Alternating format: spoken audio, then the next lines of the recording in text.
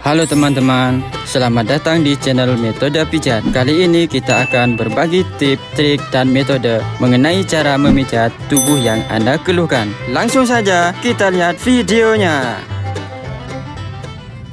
Jika Anda mengalami gangguan seperti batuk, maka lakukan metode pijat pada titik tanda panah ini.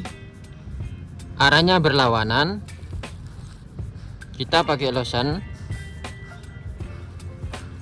Caranya begini ya, ditekan, ditarik, ditekan, ditarik secara perlahan-lahan, yang penting terasa. Dan saya anjurkan metode pijat ini dilakukan kurang lebih 3 menit sampai 5 menit. Metode pijat ini dilakukan 1 minggu sekali. Terima kasih Anda telah menonton video kami. Salam sehat untuk kita semua.